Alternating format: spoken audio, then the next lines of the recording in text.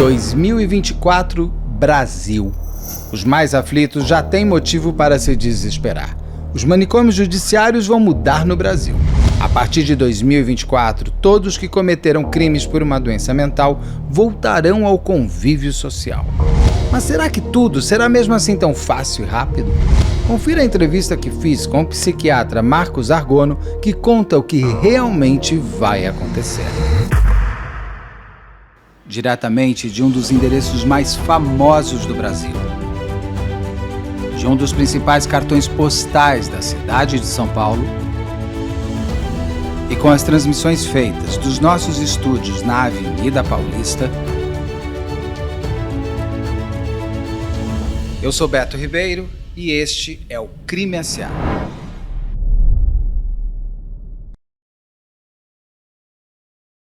Olá, sejamos todos muito bem-vindos. Por favor, não deixe de se inscrever, curtir, compartilhar, ligar sininho, marque nas suas mídias sociais, nos marque nas suas mídias sociais. Assim a gente constrói esse canal que está sendo tão interessante sobre o comportamento humano dentro do crime, ou o crime mudando o humano. Se puder, seja membro, se não puder, tá tudo certo. Você venha comigo até o final dessa entrevista com o Dr. Marcos Argolo sobre um assunto que mexe com a vida de todos, Dr. Marcos. Tudo bem? Bom, muito obrigado por o senhor estar aqui no canal, para a gente poder conversar, ainda mais o senhor...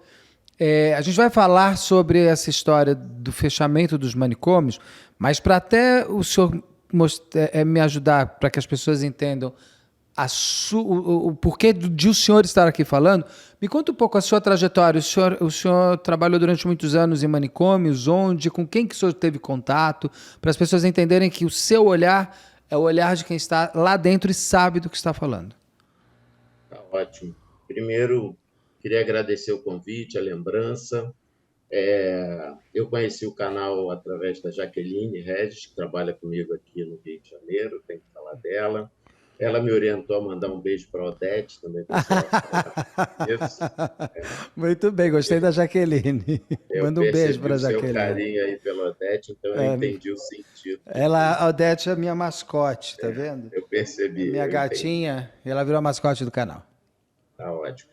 Eu sou Marcos Argolo, sou psiquiatra, sou aqui do Rio, eu sou funcionário estatutário da Secretaria de Administração Penitenciária.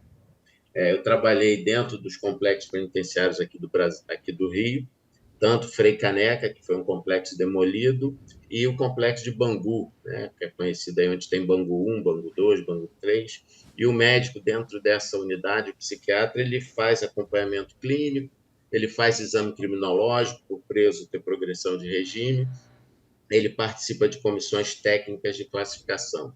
Isso no final dos anos 90, né? Quando foi em 2005, 2007, eu assumi a direção do Hospital de Custódia e Tratamento Psiquiátrico Heitor Carrilho, que foi o primeiro manicômio judiciário da América Latina.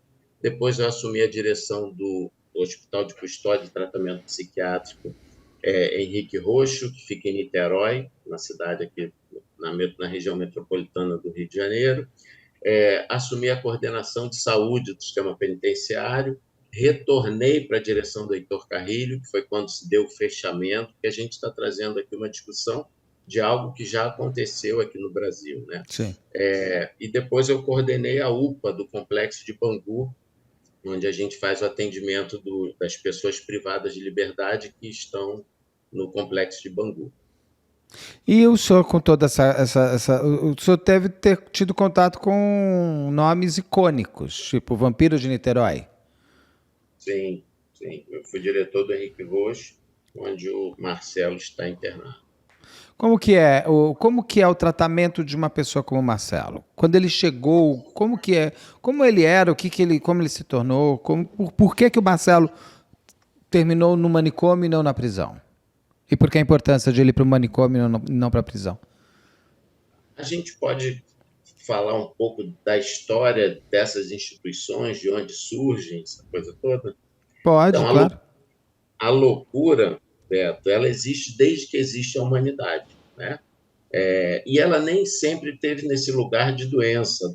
Durante a história, a loucura perpassou aí por vários status.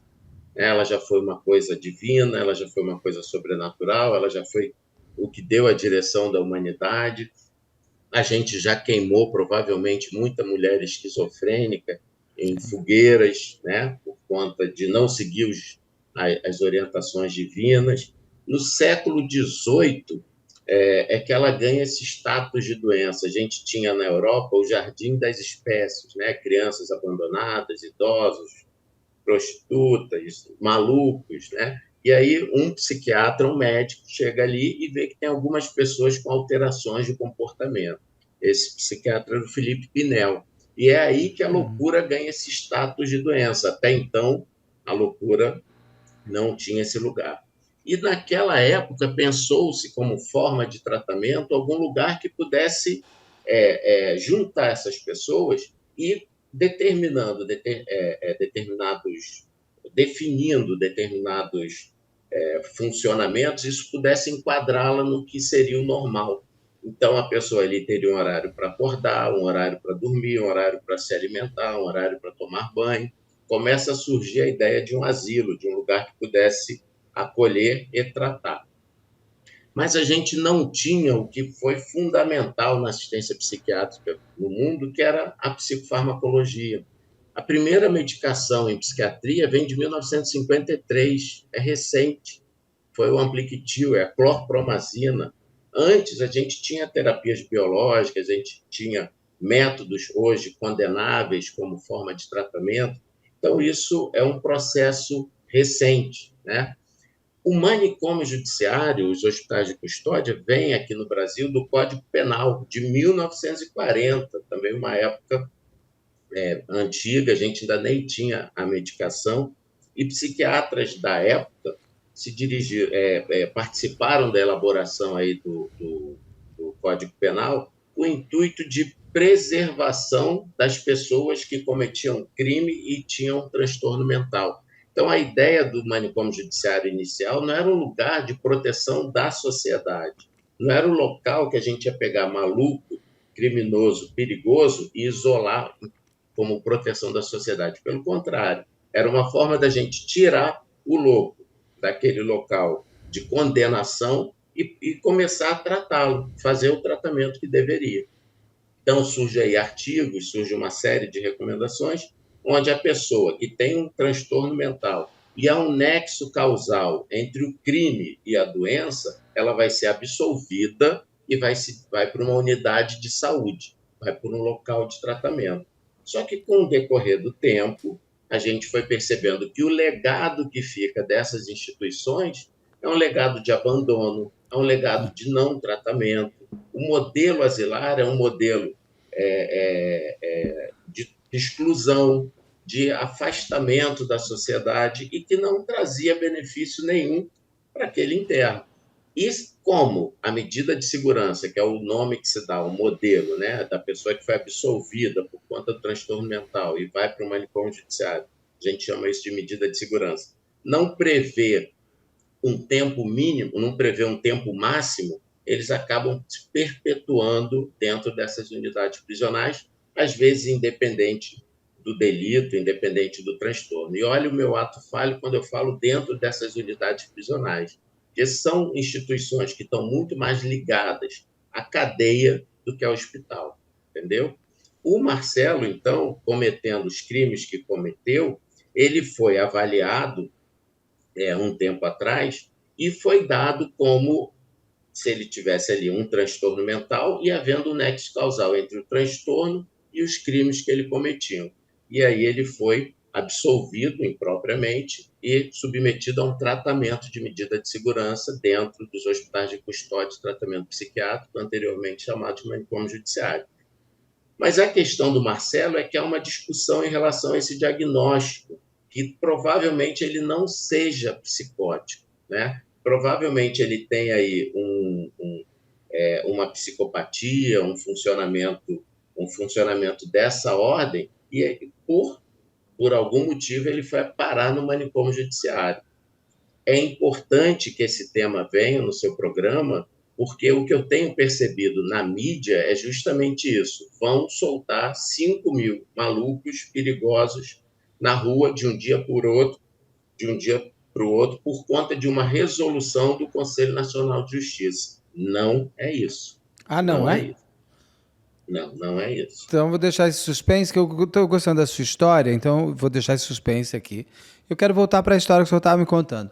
Mas nós tivemos no Brasil momentos, e o Marcelo, por exemplo, ele é quase nessa transição. Onde nós tivemos Barbacena, onde nós tivemos. E a gente para olhar, isso foi até 1990. É até Tempo. ontem isso, né? Pelo menos para mim, que eu já estou nos 50, para mim é ontem, 1990. Ah, então, assim, a gente vê também o quanto que muitas pessoas eram internadas compulsoriamente, ou porque o pai não aceitava que o filho era gay, ou porque a filha desafiava, questionava o pai, então você vai para o manicômio. Era muito fácil você jogar uma pessoa naquele trem dos loucos. Essa fase toda ficou para trás. Essa fase toda está em transição. Eu não diria que ficou. Hoje, a internação é muito mais criteriosa, né? Tanto o olhar do médico, do psiquiatra, da equipe multidisciplinar, que normalmente atua nesses momentos de crise para uma indicação de internação, e até do Ministério Público é feito um acompanhamento de quando é uma internação voluntária, quando é uma internação involuntária e quando é uma internação compulsória. Então, hoje, o fato de eu não concordar com a orientação sexual de um filho, ou por ele usar algum tipo de substância ilícita, eu indicar uma internação psiquiátrica, hoje isso é mais difícil. Mas, pai, mas ainda pode acontecer. Pode acontecer. De vez em quando, a gente é surpreendido aí por internações, por interesses outros, de familiares, né, em instituições psiquiátricas. Vou aproveitar, a gente vai chegar ali nos manicômios, na parte do crime, mas aproveitando aqui um outro ponto que é muito discutido, pelo menos em São Paulo. Eu queria saber a opinião de uma pessoa que sabe e que tem condições de me falar. Os craqueiros, por exemplo, que em São Paulo se tornou um problema do dia a dia da cidade, onde você tem um acúmulo de pessoas vivendo de forma insalubre e também não permitindo que outras pessoas ao seu redor vivam de maneira tranquila. Então, são pessoas que invadem ruas e as pessoas que lá moram param de ter uma vida comum, imóveis caem de valor, pessoas perdem lojas. Então, a gente está vivendo aqui uma coisa que a sensação que eu tenho é que sempre vai piorar e a gente não sabe o que fazer. E tem vertentes, tem que internar, não tem que internar, tem que fazer, não tem que fazer, tem que dar o vale-droga, não tem que dar o vale-droga, tem que pôr num hotel. O que fazer, doutor? Porque isso não é um crime especificamente, mas muitos crimes são cometidos por eles, inclusive para manter o seu vício. O senhor que é uma pessoa, não sei se eu estou te pondo uma saia justa, o senhor quer me responder isso, mas o que fazer nesse cenário hoje tão que vai exportar isso para tudo que é cidade no Brasil, já deve estar exportando. O que fazer com isso? Não é uma saia justa. É uma saia justa porque eu não tenho uma resposta, não é um problema Sim. de fácil solução, não é algo que é só pegar isso, mas sem dúvida é um problema de saúde pública. Acaba virando de segurança por conta do que você falou, né? Essas pessoas, em função do uso da substância, em função do efeito da substância, em função da fissura pelo uso da substância, não vão ter condição do entendimento ou de auto-se determinar na hora de agir de alguma forma para conseguir algum bem para poder usar o crack, que é o que a gente está falando aqui. Então, acaba virando algo de segurança. Agora, a política de enfrentamento é o que a gente vem usando há muito tempo, sem resultado algum. Como você falou, só aumenta, só vai. Então, temos hoje institutos aqui no Brasil, em São Paulo também, com condição de uma avaliação cuidadosa, ética, responsável para a resolução de um problema que não vai ser resolvido a curto prazo e talvez nem a médio prazo. É algo que a gente vai ter que se deparar e resolver aí. Se a gente usar uma política de recolhimento desse pessoal todo, colocar num determinado lugar, seja aprendendo ou ofertando ali uma demanda de uma assistência, de uma saúde, a gente cai no que a gente conversou aqui na nossa conversa, que era aquele jardim das espécies onde ficava ali de tudo jogado. Aí dentro tem bandido, tem traficante, tem pessoas com transtorno mental, tem pessoas num sofrimento enorme por conta da dependência química, por conta da própria vida que ele vinha levando. Então, é um trabalho. Eu não tenho essa resposta. Sim. Ninguém tem essa resposta, Não. entendeu? Mas uma pergunta, uma pessoa que é internada compulsoriamente, principalmente por um vício desses, ela tende a deixar o vício se for internada, ou quando ela sair, a primeira coisa que ela vai fazer é voltar para as drogas, uma vez que eu fui obrigado a me internar e não porque eu quis? Não tem receita de bolo, Beto. Sim, Não é assim, se botar é isso, se não botar é aquilo. Depende do profissional que acolhe, da instituição que acolhe, do momento de vida da pessoa, da substância que ela usa. Então, são vários fatores que vão direcionar o prognóstico, a sim. evolução de como essa pessoa vai seguir. A internação compulsória é aquela que se dá por ordem de um juiz, mas com um laudo médico. Então, uma pessoa usuária de substância vem se comprometer, está correndo risco ou colocando risco de terceiros, é feito uma avaliação médica e às vezes tem indicação de internação, sim, né? E a pessoa às vezes não tem consciência do quanto ela está adoecida. Agora, como aquilo vai evoluir, né? Ninguém é contra internação psiquiátrica, ninguém é contra internação. O que não pode é a internação nos moldes anteriores, nos moldes asilares, onde o indivíduo ficava isolado de tudo, né?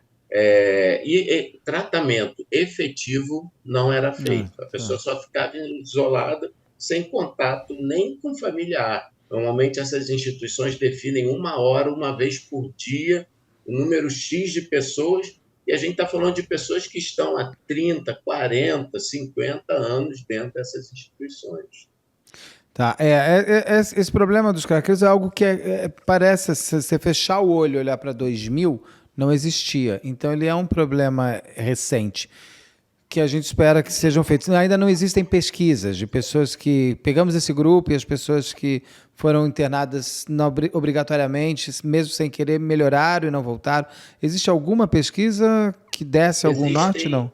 Existem alguns trabalhos de ambulatório de rua, existem alguns trabalhos onde essas pessoas são acompanhadas, assistidas. O que se não tem é uma resposta imediata, que é o que a gente, sociedade, cobra. Sim. Tirem essas pessoas daqui e vamos viver com qualidade e tal. Essa resposta assim, imediata que a gente não tem. Agora, tendo vontade política, tem muita gente Claro. aí trabalhando em loco, né? Profissionais de saúde com informações importantes, como eu falei no início, para um desenho aí a médio e longo prazo. E é o que eu digo também, não é só pegar e colocar a pessoa dentro do manicômio. É um trabalho inteiro, que é dar emprego, dar moradia. Muita gente entra nisso tudo também porque perdeu emprego, vai ficando em depressão, desesperado, vai morar na rua. A única saída que Isso, tem... Eu falo para muita gente, falo assim, imagina se você perde tudo e vai morar na rua. Você vai querer isso, sumir com a sua mente e você vai entrar no vício. Você tem que isso. ter segurança no sentido de coibir o tráfico de drogas. Se não existir a droga, não tem o que comprar. Então, é um monte, são várias caixinhas, não existe uma só responsabilidade. A pessoa foi para o manicômio, saiu e vai para onde? Se ela não tiver casa, emprego, documento, decência, é Então, tudo uma repara, série, né? desculpa, repare, a Imagina. gente está falando de saúde, a gente está falando de assistência, e aí tem instituições específicas, CRAS, CREAS, o SUAS, tem na política pública do SUS, tem dispositivos da saúde, tem dispositivos da assistência, que estão próximos dessa população e que tem muito a nos informar. A internação faz sentido quando, por um determinado período, uma crise de abstinência, você estabiliza em 24, 48, 72 horas. Um quadro agudo em psiquiatria, você consegue estabilizar, às vezes, por muito tempo, uma semana, um mês. A gente está falando de internações de décadas. A gente está falando de um legado de pessoas que são mortas-vivas. São entendeu? São pessoas, ou melhor, são vivas, mortas, mortas. perderam cidadania, não têm documentação, não têm família. Eu tenho um Esquecidas. exemplo, esqueci, São, totalmente esquecido. são fantasmas sociais, né? Até porque o entendimento que a gente tem em sociedade é que são loucos, perigosos, que tem que ficar essas instituições existiram esse tempo todo para nos proteger, quando na verdade são para o cuidado que tem que se ter com Claro. elas. E essas pessoas não são criminosas necessariamente. Agora, voltando para o crime dos manicômios, a diferença entre a necessidade de você apartar um problema psiquiátrico de um crime. Quando que o crime e a loucura se juntam? E o que mais tem dentro de locais, que eu chamo de manicômio judiciário, mas são casas, como é que fala mesmo? A gente tem uma lei de execução penal da década de 80 que mudou o nome de manicômio judiciário para Hospital de Custódia e Tratamento Isso, Psiquiátrico. verdade, esqueci, eu fico com esse manicômio. Não é. O que a loucura e o crime, quanto que bate, o que são e quantos são? Quantas pessoas estão hoje nesses manicômios Primeiro, ou nas casas de custódia? eu acho importante a gente colocar aqui a violência, o crime, a agressividade não é uma característica da doença mental, pelo Claro, contrário. Eu trabalho numa instituição de ensino de medicina, onde os estudantes de medicina ficam no internato, que são os últimos anos, né, da sua formação, inseridos dentro de um módulo de saúde mental e psiquiatria.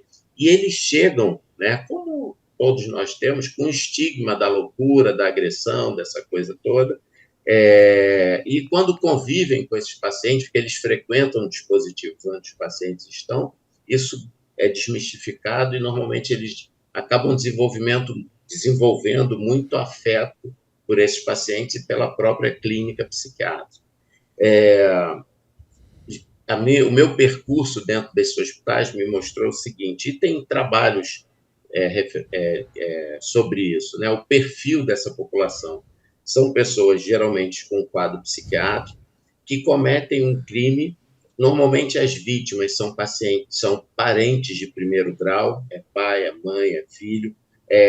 O instrumento utilizado normalmente é um instrumento pérfuro cortante, é uma faca, alguma coisa nesse sentido. A maioria com diagnóstico dentro da esfera da psicose, alguns com retardo mental, e aí o crime se torna normalmente dano ao patrimônio ou da esfera sexual. E, reforço, é uma exceção, né? É uma sim. exceção. E não são matadores em série, não são pessoas que, o cara matou a mãe, ele vai sair matando a mãe de todo mundo, ele vai normalmente está dentro de uma vivência psicótica ali. Então, o paciente está ali com um delírio, com uma alucinação, às vezes há uma falha na assistência, é uma pessoa que às vezes está sem acesso à medicação, está sem um acompanhamento regular, seja ele público ou privado, e no momento de surto, dentro de um contexto delirante ou alucinatório, ele comete um crime dessa ordem. Em sua grande maioria, todos os pacientes que eu atendi, depois que estabilizavam o quadro, depois que aquilo esmaecia, depois de medicado, eu percebi ali um grande sofrimento psíquico, um sofrimento de mães que mataram filhos, de filhos que mataram pais, de um grande sofrimento dentro do contexto ali da loucura dele, havia ali um grande sofrimento. Não é uma coisa fria, não é uma coisa calculada, não é uma coisa justificada, pelo contrário, havia ali um grande sofrimento. Então, é nesse momento que isso se aproxima, a loucura do crime, é no momento de um surto, e às vezes previamente anunciado por conta de alguma coisa persecutória, por conta de alguma coisa que a pessoa estava vivenciando, que não foi acolhido, não foi ouvido, não foi assistido, e nesse momento, infelizmente, se dá essa passagem ao ato. Mas Né? essas pessoas que passaram eh, para o crime, elas podem voltar a viver em sociedade? Eu não diria que elas passaram para o crime, né? Eu trabalhei muito tempo dentro das unidades prisionais, tem essa coisa de viver no crime. Cometeram um crime, sim, às vezes um crime de homicídio e tal. Quando submetidos a um tratamento, isso envolve medicação, isso envolve escuta, isso envolve todo o sujeito como um todo, isso estabiliza sim e é possível ele estar de volta na sociedade sim. A gente tem muitos pacientes que já cumpriram a sua medida de segurança e hoje estão aí inseridos na rede de atenção psicossocial do território, do município onde se trata. O número de trabalhos de pesquisa sobre isso, a reincidência dessas pessoas com transtorno mental é muito menor do que as pessoas ditas normais. Você tem muito mais pessoas normais reincidindo no crime e voltando para a cadeia do que pessoas com transtorno mental que cometem esse crime e, quando de alta, assistidos pela rede pública ou privada, não voltam a reincidir, não voltam a cometer o crime. Mas aí a gente tem uma diferença entre o livre-arbítrio e o não livre-arbítrio. Uma pessoa com uma doença mental, ela não vai ter um livre-arbítrio. Ela tem organizações internas que a levam para o crime. Diferente de uma pessoa dita normal que vai matar ou roubar de novo, porque no fim quis. Foi um livre-arbítrio dele de reincidir. No caso, essas pessoas que passam pelo crime, das pessoas com esses problemas mentais, qual é a maior dificuldade? É a adesão ao tratamento, e a não adesão ao tratamento fora desses muros é fácil de se aderir ao tratamento. Porque uma coisa é você ter um cotidiano de uma pessoa que vai te dar o remédio todo dia, blá, blá, blá. Outra coisa é eu sair disso e alguém aqui fora vai ter que cuidar de mim ou eu mesmo. Como é essa manutenção desse tratamento de uma pessoa que fez algo criminoso depois? Excelente pergunta e um grande desafio para os profissionais de saúde na área de saúde mental. Primeiro, eu queria te falar que eu tenho mais medo do livre-arbítrio das pessoas muito, morro do que o livre-arbítrio do paciente psiquiátrico. Então, aí a gente, por mais que a gente não fale do manicômio judiciário, ele retorna aqui na nossa conversa. A gente tem um Código Penal, então, que define qual tipo de tratamento que deve ser submetido a pessoa com transtorno mental comete um crime, que é de 1940, e a gente tem uma lei da assistência psiquiátrica aqui no Brasil, que é de 2001, que é a Lei 10.216, que define o acompanhamento, o tratamento de uma forma diferente da forma hospitalocêntrica, né, dentro do hospital. E aí essa pessoa tem que estar inserida a uma rede de atenção psicossocial. Essa pessoa não é simples, né? O paciente psiquiátrico é diferente. Eu, diabético, vou ao meu endócrino, vou tomar minha medicação, vou ao meu cardiologista por conta da minha hipertensão, tenho consciência da minha morbidade, da minha doença, procuro esse tratamento. É comum paciente psicótico não ter consciência do quadro psiquiátrico, não aderir ao tratamento, não querer tomar medicação, não querer ir aos dispositivos. Cabe aos profissionais de saúde estarem atentos a essa busca ativa, a monitorar esse paciente que rompe com acompanhamento. Às vezes, a chancela da justiça, um paciente egresso do hospital de custódia, acaba aderindo mais porque ele tem medo de retornar para essas instituições. Então, acaba sendo terapêutico no sentido de que você tem um compromisso com a justiça, você tem um compromisso com a lei, você tem que estar em acompanhamento, e aí funciona terapeuticamente, vamos dizer assim. Mas é necessário toda uma rede de apoio que inclua família, que inclua outros dispositivos de saúde, que até então o louco ia para essas instituições, ele não precisava de cardiologista, ele não precisava de clínico, ele não precisava de dentista, ele não precisava de nada. Era tranquilo para a gente, sociedade, ele está lá, acabou. Agora, quando você entra nessa instituição e conhece a história individual de cada um, as coisas vão mudando de figura. Tem casos que podem ser até uma exceção confirmando a regra, mas é que eu vou pegar alguns casos de São Paulo, por exemplo, o Cadu, que matou o cartunista Glauco, que depois saiu e fez uma coisa parecida, acabou morrendo na cadeia depois. Aí o próprio atirador do shopping que entrou, ele não foi diagnosticado como esquizofrênico. Aí na cadeia ele tenta matar um cara e ele é dado como esquizofrênico e aí ele vai para essa casa que eu esqueci o nome, vou chamar de manicômio que me facilita, ali em Salvador. Tem agora o Lucas Bonfim, que tinha matado o pai 4 anos atrás, 10 anos atrás, ficou 4, 5 anos nessa instituição, saiu e 1 ano depois já matou a nova namorada, nos mesmos moldes que matou o pai, com religião, uma série de coisas, mas porque é dele, da história dele. Essas são somente exceções que confirmam a regra. A maior parte, como o senhor falou, não reincide de jeito nenhum, porque adere ao tratamento ou mesmo sem o tratamento não voltam? Não, com o tratamento. Não dá para você falar em um paciente psicótico que sai e pronto, já estou curado, não preciso de mais nada. Não é isso. Tem que estar ligado a um tratamento, às vezes uso de uma medicação regular e monitorado pela equipe de saúde, né? De referência daquele território onde essa pessoa mora. Então, essa equipe de saúde é responsável também, caso ele não venha. Se ele vier a cometer outro crime, esse grupo de saúde aí não é coautor, Deus me livre de falar uma bobagem dessa, mas deixou passar alguma coisa. Porque.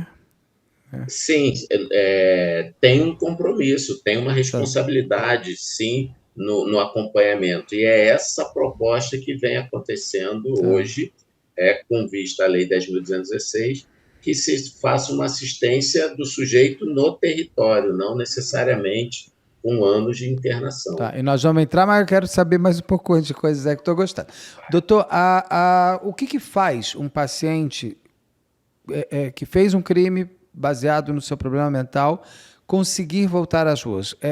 Você me falou que tem um período que ele fica em reanálise. E o porquê, por exemplo, o Vampiro de Niterói nunca é liberado? Então, o que diz o Código Penal lá atrás, de 1940? O indivíduo comete um crime, há suspeita de transtorno mental, ele vai fazer um exame pericial, vão ver que tem o transtorno e que há um nexo causal entre o crime e o transtorno. Então, eu escuto uma voz, pegue o celular do Beto, pega o celular do Beto. Eu vou pegar o celular do Beto, eu não vou correr, eu não vou fugir, porque essa voz foi Deus que mandou e esse celular é meu, eu sou dono de todos os celulares. O celular estava contigo por acaso, porque ele é meu. E a polícia vai vir, eu não vou fugir, eu não vou me livrar do flagrante, eu não vou usar de qualquer artifício para poder me livrar do ato que eu cometi. Então, é perceptível nesse exame pericial, não é tão simples, mas de que o indivíduo tem esse transtorno e que cometeu aquele delito em função de sintomas ligados àquele transtorno. Esse cara vai ser absolvido e vai submeter a um tratamento. Beto, eu me perdi. Qual foi a pergunta? Não, eu perguntei o seguinte, como que faz, o que faz uma pessoa ser liberada ou não, e por que, por exemplo, o Vampiro de Niterói... Já lembrei. Esse indivíduo, então, vai para o hospital de custódia de tratamento psiquiátrico e vai ficar ali para se tratar, e o que diz o Código Penal é que ele vai ficar no mínimo de 1 a 3 anos. E vai ter que ser feito exames de cessação de periculosidade para ver se ele curou e, estando curado, ele sai. Olha, a gente está falando do Código Penal de 1940. O que é cura naquela época? A gente não tinha medicação psiquiátrica, medicação de 53. Qual que é a definição de periculosidade naquela época? O que era periculosidade naquela época? O que é hoje? Um trabalho da Kátia Meckler, que já teve aqui eu entrevistei ela, eu sou fã da Kátia Meckler. Isso. Na década de 80, ela vai ficar com raiva de mim, porque eu vou denunciar a idade aí, né? Na década de 80, ela já fez um trabalho sobre esse exame de cessação de periculosidade. O que mantinha o indivíduo dentro desses hospitais não era o crime, nem o transtorno. Estou procurando o livro da Kátia, que ele está sempre por aqui. O Psicopatas do Cotidiano. Isso. O trabalho dela naquela época foi mostrar que o que mantinha o indivíduo nesses hospitais não era o crime, o tipo de crime, nem a clínica psiquiátrica, era a falta de suporte social, era a falta de família, era a falta de suporte aqui fora, que ele acabava permanecendo dentro dessas instituições. isso acabava prorrogando a possibilidade de alta. Eu trouxe um exemplo do seu Nelson Leopoldo, que Sim. foi preso Que a aos gente vai 19. mostrando, enquanto você vai me contando, a gente vai mostrando que até uma apresentação que você já tem pronto, a gente vai mostrando aqui enquanto isso. Então, seu Nelson Leopoldo, o primeiro slide é uma foto dele, ninguém conhece. Normalmente eu faço um comparativo entre um criminoso famoso, que vai ficar bem menos tempo na cadeia, e o seu Nelson. E aí eu mostro o seu Nelson, a foto dele, o slide, ele preso em setembro em 1955, um exame que ele faz de sanidade mental, essa perícia, que comprova que ele tem um retardo mental. Ele roubou mantimentos na cozinha de um vizinho, né, que o conhecia, mas não sabia que foi ele que tinha entrado lá. Ele foi preso, fez exame em setembro de 55, foi constatada a presença ali do transtorno e ele foi para o manicômio judiciário. Qual o transtorno? Esquizofrenia? Não, um retardo mental Retardo leve mental. a moderado. Um retardo mental. E lá ele ficou, aí tem lá um slide com o tratamento a que ele foi submetido, que era insulinoterapia, era feita insulina, a gente alterava o nível de consciência, a gente não, porque eu não estava lá naquela época, mas alterava o nível de consciência do sujeito e ele saía do quadro psiquiátrico, vamos dizer assim, mas por conta daquela alteração clínica, né? E no final, depois de várias sessões de insulinoterapia, a enfermagem bota lá quadro clínico inalterado, que realmente era uma situação pontual, mas que não trazia mudança nenhuma. Tem lá o exame de cessação de periculosidade, feito pelo professor Talvani, aqui do Rio, que cessa a periculosidade dele e indica a manutenção do acompanhamento numa unidade hospitalar rural, porque não tinha motivo para estar ali, mas também depois de tanto tempo, né, isso já se passam 20 anos, 30 anos depois, por ter roubado mantimentos na geladeira de um vizinho, que, por sinal, foi lá na época para tirar a queixa, mas o processo já tinha corrido, ele já estava no manicômio judiciário. Pois bem, eu chego no Heitor Carrilho, anos 2000, 2005, e encontro esse senhor aos 70 e poucos anos, e aí tem foto dele na entrada aos 19 anos, de frente, perfil, e ele mais adiante, deitado lá na comarca, que é o que a gente chama, não é leito, aquilo é o que vocês vão ver na foto, por 53 anos. Por conta dessa política de desinstitucionalização, por conta da orientação da Lei 10.216, foi feito um processo de retirada dele dessa instituição e seu Nelson, que veio a falecer um tempo depois, morou durante um bom tempo numa casa no município de Seropédica, acompanhado pela família, pela equipe de saúde mental do município. Foi possível tirar documentos, foi possível verificar benefício, a tudo que ele tinha direito. E a gente tem exemplos também de pacientes que cometem homicídio, né? Às vezes matou um irmão. Essas pessoas passam a ser duplamente estigmatizadas. A gente está falando de maluco que comete crime, maluco criminoso. Ele tem esse duplo estigma, mas que saiu, ficou durante um tempo num hospital clínico de observação no município aqui do Rio, e que agora também está numa residência terapêutica, que é um dispositivo de transição para essa clientela de longa permanência em hospital psiquiátrico, que não tem referência familiar nenhuma aqui. É um recurso que se tem para todo esse processo de desinstro, e com uma resposta positiva. Especificamente, o Marcelo é um problema... O Marcelo, o vampiro de Niterói. Vampiro de Niterói, porque desde a entrada há uma questão diagnóstica, né? Eu vou falar aqui para vocês, eu trabalho numa instituição de ensino e eu levava os alunos para visitar um manicômio judiciário, o Hospital de Custódia Henrique Roxo. E eles iam com essa ânsia de conhecer o Marcelo, de ver o Marcelo, até porque o que se tem do Marcelo é o que chega das mídias, né? Aquelas fotos, ele olhando para a câmera. E talvez nem vampiro ele realmente tenha sido. Ele foi entrando numa vibe ali meio... Tem uma Tem série várias de possibilidades. situações.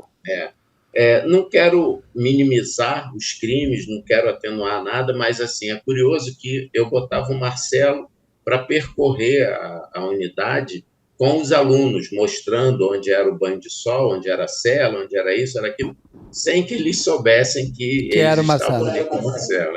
E no final a gente ia entrevistar os pacientes, um deles era o Marcelo.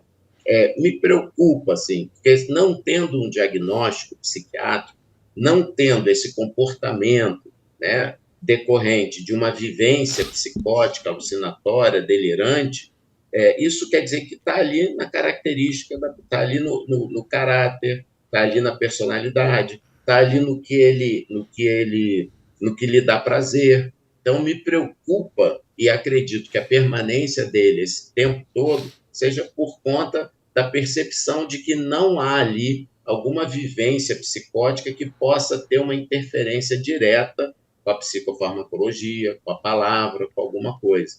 Então, isso preocupa, isso é algo que me preocupa e acredito, né, eu estou fora já há algum Sim. tempo, seja algo que preocupe a equipe que o assiste hoje. Porque ele é mais psicopata que um doente mental. Sim. Ele tem um prazer naquele ritual, né, pelo que a gente lê, não é algo que ele fale claramente, mas não é perceptível qualquer vivência ali, né, que possa sugerir um quadro psicótico que justifique as atitudes que ele cometeu naquela época. O nosso aqui, o maníaco vocês tiveram Vampiros no Niterói, São Paulo tem o maníaco do parque, que está para ser solto em 2028, se eu não me engano, tá? Para ser solto daqui a pouco.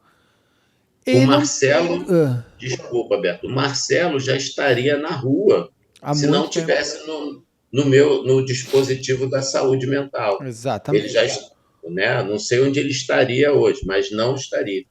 Ele ele está ainda porque ele veio para esse recurso que o Código Penal abre para a pessoa com transtorno mental. Entendeu? Permitiu que ele fosse para o manicômio e não para a cadeia. É uma questão, parece que assim, os psicopatas, eles têm um transtorno de personalidade, não é isso? Que é o antissocial, sei lá. Ele não é um doente mental. Onde seria o melhor? Porque o psicopata é aquilo que você me contou aqui. Uma coisa é um esquizofrênico que dá o tratamento, se arrepende, fica até com culpa e pode voltar a um convívio dentro daquele núcleo dela, sendo bem assistido, com tratamento em dia. Um psicopata, que é o caso do Vampiro Niterói sendo psicopata, como você falou, não tem tratamento. O que fazer com um psicopata dentro de uma análise de um psiquiatra como o senhor, que tem toda essa bagagem para poder opinar, de fato? Qual seria a melhor coisa? É a lei, mas ele teria que fazer o quê? Prisão perpétua ou ir para o manicômio? Não, manicômio não. Primeiro que esse modelo manicomial está deixando já não tem de mais, existir. Já não tem mais. Que a gente vai entrar nisso. Eu deixei o suspense lá atrás, mas a gente vai falar daqui a pouco disso.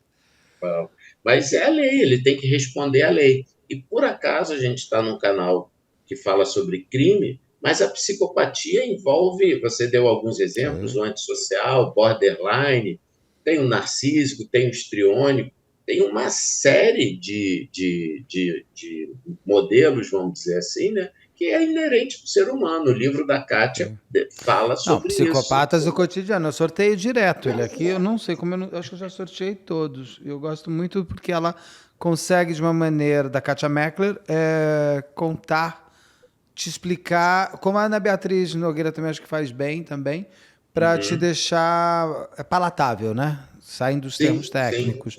E é o que eu falo, nem todo psicopata mata, mas todo psicopata, se passar pela tua vida, vai te marcar. Isso você tem a certeza que vai. E passam. E quando você fala isso, você não está falando especificamente me marcar de um assassino com uma anel, uma cicatriz física, vai ser uma cicatriz na alma. E a gente tem que estar atento, porque essas relações se dão, né? Agora, um psicopata... Não é necessário ser um psiquiatra para, durante uma conversa, fazer uma anamnese e poder dar esse diagnóstico. Lógico. Então, dentro de uma lei, o ideal seria que o psicopata não voltasse mais ao convívio social. Talvez. Porque ele vai voltar.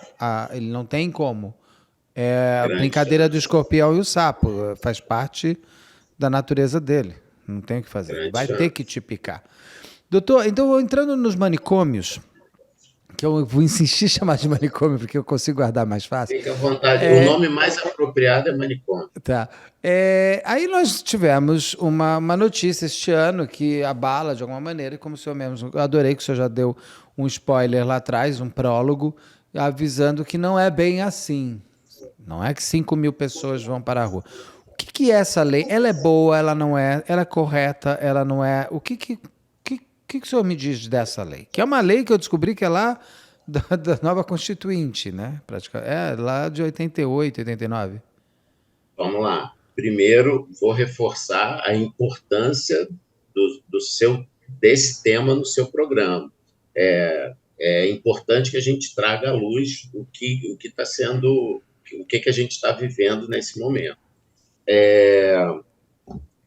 O Brasil é réu na Corte Interamericana de Direitos Humanos. O Brasil foi condenado pela morte de um paciente psiquiátrico, o caso Ximenes Lopes, final dos anos 90. Ele esteve internado numa instituição psiquiátrica no Ceará e morreu ali dentro, né? Isso percorreu, e o Brasil é réu nesse processo. Em função disso, e não só nesses, tem outros 10 processos, mais ou menos, que o Brasil é réu. Em função disso, surge uma resolução do Conselho Nacional de Justiça. Então, não é uma lei, é uma resolução do Conselho Nacional de Justiça que direciona o cumprimento da lei, dos profissionais de saúde em relação à Lei 10.216, que é uma lei de 2001.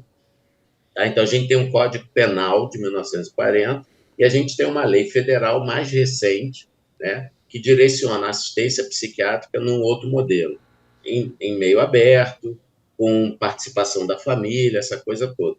E isso inclui os hospitais de custódia e tratamento psiquiátrico, isso inclui os manicômios judiciários. Então, o Conselho Nacional de Justiça está colocando para os tribunais de justiça no Brasil todo que se cumpra a lei que já está em vigor e que deve ser cumprida, já que o Brasil responde, o Brasil é réu numa corte interamericana. É um processo simples, fácil, não é coloca todo mundo na rua de um dia para o outro. Tem estados no Brasil que não tem manicômio judiciário. Goiás não tem manicômio judiciário e o Ministério Público de lá montou um programa de assistência ao louco infrator, chamado PAILI, que tem de frente aí o doutor Haroldo Caetano, que é um promotor de justiça em Goiás. Então, tem estados que não têm manicômio judiciário. Como é que eles conduzem isso? Como é que isso é feito? O Rio de Janeiro tem uma experiência exitosa do fechamento do primeiro manicômio judiciário da América Latina, que é o Hospital de Custódia e Tratamento Psiquiátrico Heitor Carrilho. Foram 200 pacientes desinternados de forma ética, responsável, e o feedback que a gente tem desse processo não é, olha, aumentou a criminalidade, olha, agora tem muito mais maluco, perigoso na rua, matando em série. Não foi essa percepção que a sociedade teve. Na verdade, a sociedade nem percebeu esse processo, porque não foi um processo por ordem de um poder público, uma intervenção, o cumprimento de uma lei do Conselho Nacional de Justiça, do Supremo, não foi isso. Foi um trabalho técnico. A equipe técnica acompanhando essas pessoas, foi feito um censo clínico, percebeu quem eram essas pessoas, há quanto tempo estavam, quem tinha suporte familiar, quem não tinha, qual o crime, e esse processo se deu de forma natural, sem qualquer repercussão negativa em relação à segurança e violência da sociedade. Mas o que de fato vai acontecer? As pessoas que têm a loucura e o crime juntos, que estão ali, o vampiro de Niterói, as outras pessoas, vai acontecer o quê com eles? Chico Picadinho. Olha, você está dando alguns exemplos. São Paulo, se eu não me engano, criou uma instituição com um número X de leitos, eu acho que 15 mais ou menos, justamente para esse perfil de crimes dessa ordem e tal, e parece que eles nunca conseguiram chegar a ocupar aquilo tudo. Tem ali algumas... Agora está me faltando o nome, você vai saber mais. melhor do que eu. Foi o menor, cometeu o crime, Champinha. matou Champinha. Foi feita ali Um eu não arremedo sei, ali. Aquilo é um arremedo de lei, mas que a gente agradece. Desculpa, mas eu, como sociedade, agradeço que aquele menino fique bem sim, longe. sim, mas para Menino, tá mantê-lo com ali, 40 anos agora aí. Já tá velho. não tenho ideia O tempo desse tema. passa, o tempo passa. Mas então, é uma minoria, é uma minoria. É algo preocupante? A gente não está falando de abre a porta, bota todo mundo para fora e pronto. Essas pessoas têm que ser acompanhadas, assistidas. Eu te garanto, como desses 5.000, tem ali uma ou outra exceção, mas é uma minoria. O que tem ali é uma população que vem num sofrimento psicossocial de completamente abandono em todos os sentidos durante muitos anos. Então, é preciso ter um olhar para dentro dessas instituições, quem são essas pessoas e todo esse processo. O que você está me perguntando, o Conselho Nacional de Justiça está pedindo, olha, cumpram a lei Tá. 10.206. A assistência dessa pessoa tem que ser um regime aberto. Tem que ser internado? Tem. Aonde eles vão ser internados? Vão ser internados dentro de instituições adequadas, onde eles vão ficar o tempo necessário para estabilizar um quadro clínico. Uma pessoa com transtorno mental que comete um delito, se o SAMU chegar antes da Polícia Militar, o prognóstico é bem diferente. Uma pessoa que tem um transtorno mental, comete um delito, é acolhido pela saúde, é assistido, ele vai ter um prognóstico melhor do que alguém que chega e vai diretamente preso. O que a gente está falando essas pessoas precisam de um cuidado, e esse cuidado não é cadeia, não é isolamento.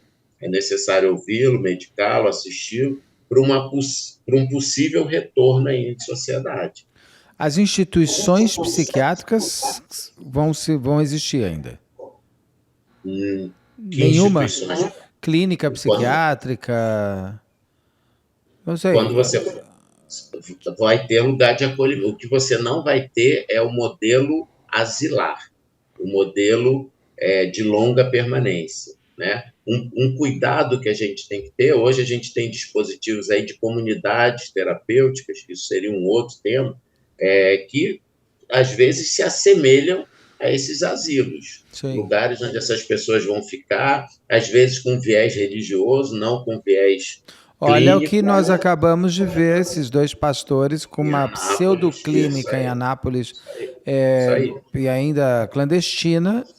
Aquilo é um isso campo de aí. concentração, aquilo não é uma clínica. Não, não é. Então, vai existir leito psiquiátrico, sim, onde o indivíduo, numa fase aguda, vai ser acolhido, vai ser medicado, vai ser assistido, e quando estável, ele sai de alta. Isso não se perpetua por muito tempo. Então, vamos ver se eu entendi. Que daí, se eu entendi, todo mundo entendeu.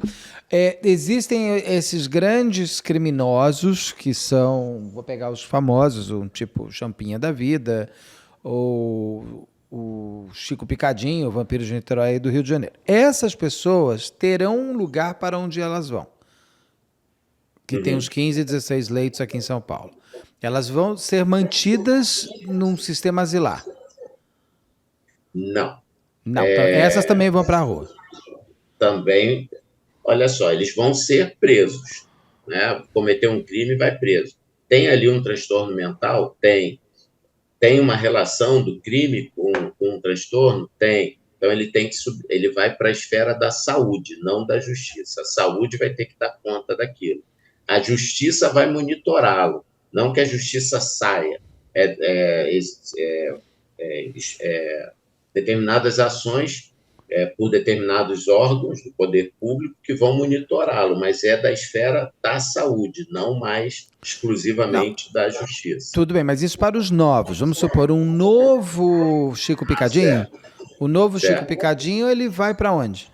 Então, cada processo, o novo Chico Picadinho vai para uma instituição, ele vai responder legalmente a isso, ele vai preso. Se está relacionado à saúde, ele vai para um hospital psiquiátrico, ele vai para um hospital geral com leito psiquiátrico, estabilizando, tem que ser feito um projeto terapêutico para ele, qual é a condição dele, de família, suporte, onde ele morava, tem condição de voltar para aquele lugar? essa equipe vai ter que elaborar um projeto Então, terapêutico específico para ele. eu ia fazer lá na frente, mas já pego essa mesma assim. Essas 5.000 pessoas que vão ser soltas.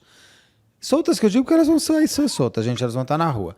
Sim. Elas vão para onde? Esse Chico Picadinho novo vai para onde? Porque essas pessoas não têm, às vezes, família, casa, quem deu remédio, quem não deu. O que vai acontecer com eles? Então, isso é um processo de desinstitucionalização. Não é, por exemplo, dentro da cadeia comum, chegou ao alvará de soltura, abre a porta e bota na rua.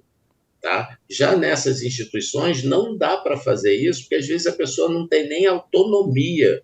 A grande maioria não são criminosos que vão sair matando, pelo contrário, vão sair morrendo, porque eles não têm autonomia nem para viver aqui fora. Eles não têm recurso, nada, financeiro, Sim. recurso como Familiar, não pessoa, como tem, não tem, ele sujeito é um familiar. fantasma. O que está sendo colocado dá muito mais trabalho. É você avaliar de um a um. Antes eram cuidados, entre aspas, em bando. Era o horário do banho, era o horário da comida, o horário da alimentação, a roupa, o tipo de roupa. Você não escolhe o que faz, o que come, para onde vai. Né? Estou falando dentro do hospital psiquiátrico de um modo Sim. geral, mas no judiciário também. A gente vai ter que ver caso a caso, um a um. Tem muitos desses que estão estáveis clinicamente, que têm família, que recebem visita da família, que tomam medicação, que foi um crime de pequena gravidade, que tem condição de alta imediata. Isso vai ser feito. Já tem outros que têm um crime de maior gravidade, que não adere ao tratamento, que se recusa a tomar a medicação, que não estabelece vínculo. Né? Essa pessoa vai ter que ter um projeto terapêutico diferenciado, não vai dar para pensar numa alta imediata. Mas, doutor, então vou pegar um exemplo, vou criar um exemplo. Uma pessoa que está há 30 anos nesse manicômio, Certo? para onde ela vai? Sem suporte familiar, sem referência nenhuma. Porque essas pessoas não têm suporte. O A Marcelo, o gente vampiro de Niterói, ele é visitado por alguém? Não. Ele foi visitado durante muito tempo pela mãe. Pela Eu não mãe, mas a sei mãe se. morreu. Ela... Então, a mãe E aí? agora morreu, mas Ninguém quer esse fardo. O que acontece? Uma pessoa vai para onde? a gente tem na saúde mental, na Lei 10.216, um dispositivo chamado residência terapêutica. São casas que o município de onde o indivíduo é responsável pelo aluguel ou compra, manutenção, e essas pessoas vão morar nessas casas com as figuras dos cuidadores. Tá? Entendi. Que são pessoas que não têm a formação de enfermagem, que a demanda não é de saúde, é uma demanda de Social. resgate de cidadania. Isso. Então, é recuperar o desejo, é recuperar a vontade, a doença mental, a esquizofrenia é uma doença que já anula o sujeito como um todo. E o tratamento que a gente ofertou ao longo desse tempo todo foi um tratamento de isolamento ainda mais. Então, eu trabalhei em ações de desinstitucionalização de hospitais psiquiátricos e eu que achava que o destino daquelas pessoas era a instituição asilar por anos e pronto, eu descobri pessoas que eu convivia há anos e que eu não conhecia. Ou seja, pacientes psiquiátricos que estavam internados ali sob meu cuidado há anos, onde eu tinha já eu não me indignava com aquela condição dele, porque eu achava que aquilo era o destino dele.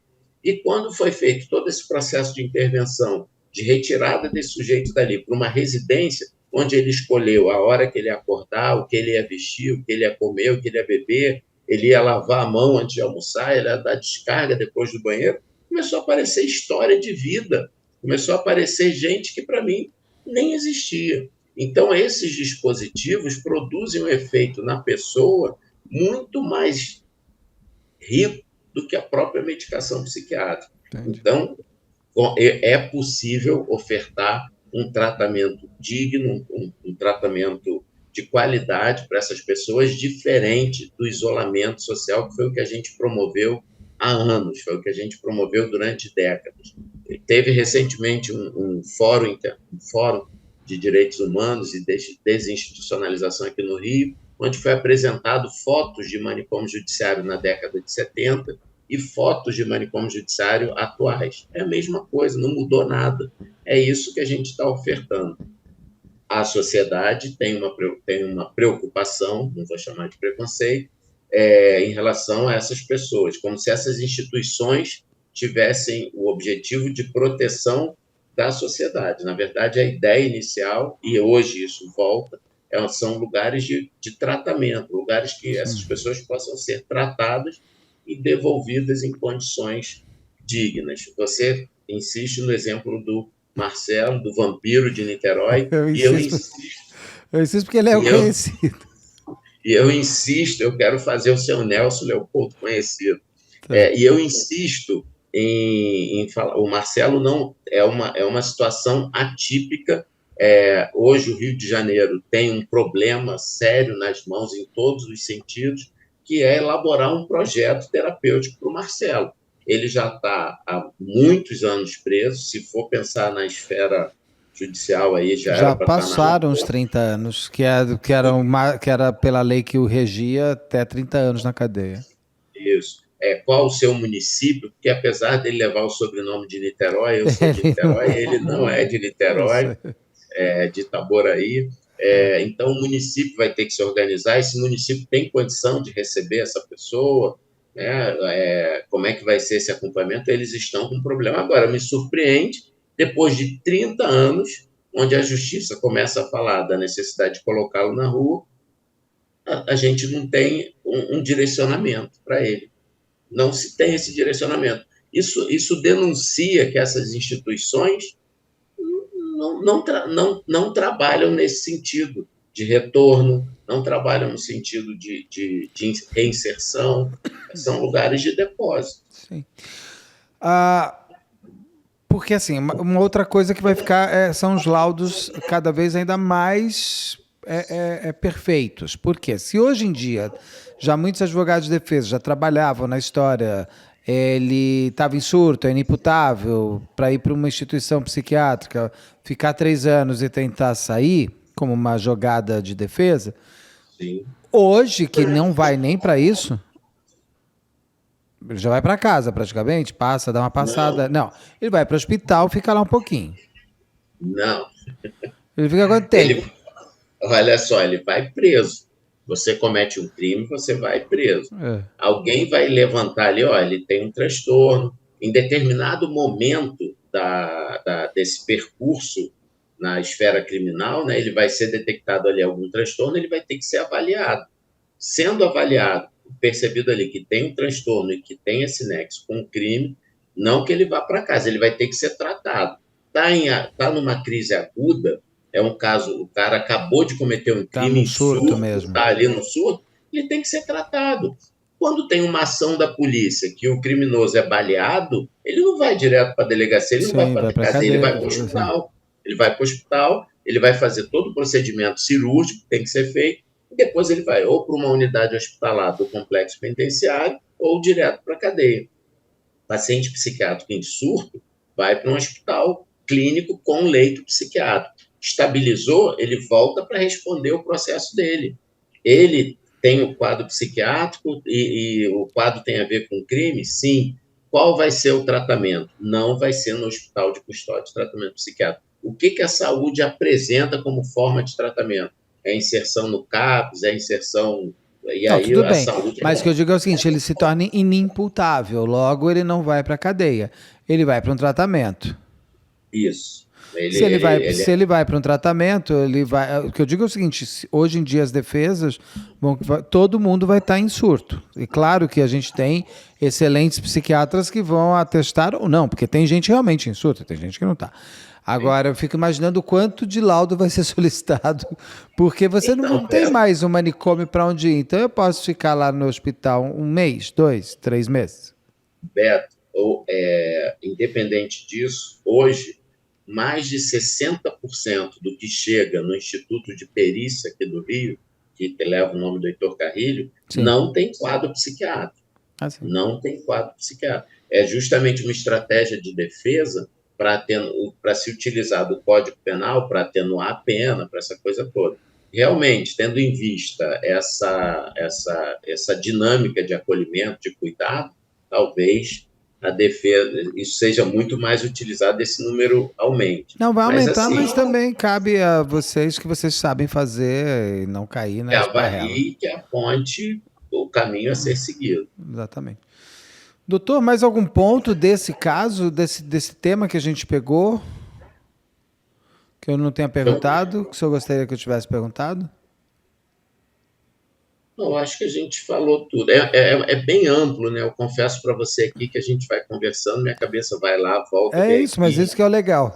A conversa Eu, ela é sempre mais eu possível não de sei, aberturas.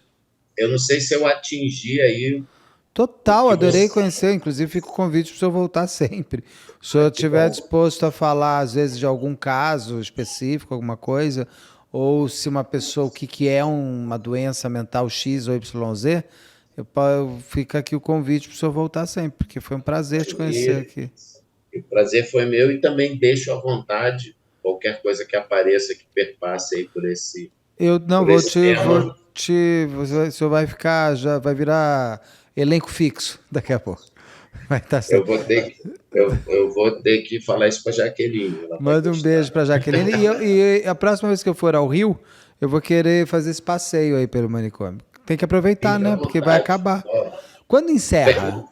o Rio tem coisa bem melhor para você conhecer, Eu mas a sei, gente mas é vai que, lá. enfim. Quando encerra? Quando os manicômios estão fechados e não podem mais abrir? Então, ano que vem tem um ano para que isso se resolva, se conclua. Eu não acredito, aí sou eu, psiquiatra, né, técnico de saúde mental, eu acho que não tem tempo, não dá para a gente. A justiça define dessa forma, prazo, né? É mais pragmática, mas na prática isso leva tempo. Agora, existe um movimento no país todo dos tribunais de justiça em relação a montar protocolo de atendimento dessas pessoas. Então, não é um negócio, não está acontecendo assim, ó, daqui a um ano fecha, acabou. Não é isso. Os tribunais de justiça têm grupos de trabalho que se reúnem mensalmente, envolvendo Ministério Público, Defensoria Pública, Tribunal de Justiça, pelo menos aqui no Rio, né? Mas isso a gente vê em Pernambuco, na Paraíba, Sim. vários, todos se organizando. Secretaria Estadual de Saúde, Secretaria Municipal de Saúde, gestores, para pensar nesse fluxo que era justamente o que você estava me perguntando. O novo Chico Picadinho fez, aconteceu, é maluco, para onde ele vai, como é que ele vai ser assistido, acolhido, como é que ele retorna para essa sociedade. Hoje está como, doutor? Hoje já está no novo modelo? Não, ainda não. Ainda não. A gente tem os hospitais funcionando, a Mas se gente tem. uma pessoa chegar hoje, um novo Chico Picadinho chegar hoje, ele já entra no novo modelo ou ele vai ainda para o antigo? Vai para o antigo. Vai para o antigo, tá. Dependendo do local que ele chegue, né, Tá, do estado, ele pode ir para o manicômio judiciário. tá. Eu Doutor, queria muito, Beto, era tentar produzir alguma coisa em relação ao seu Nelson Leopoldo. Sim, eu não sei se. eu vou ver o PowerPoint, de repente a gente faz mais alguma coisa além disso. E aí eu vou falando Tá, sobre a história dele, que é uma história bem emocionante. combinado. Doutor, muito obrigado. Eu te Aqui agradeço. as pessoas já vão conhecer um pouco o seu Nelson, mas eu vou dar uma olhada no material e aí de repente a gente vê como fazer mais. Muito obrigado e até a próxima, com certeza que seja em breve. Obrigado pelo convite, espero ter contribuído aí para o Com programa de certeza. vocês. Muito obrigado. Um Um abraço. abraço. Tchau, tchau. Até logo.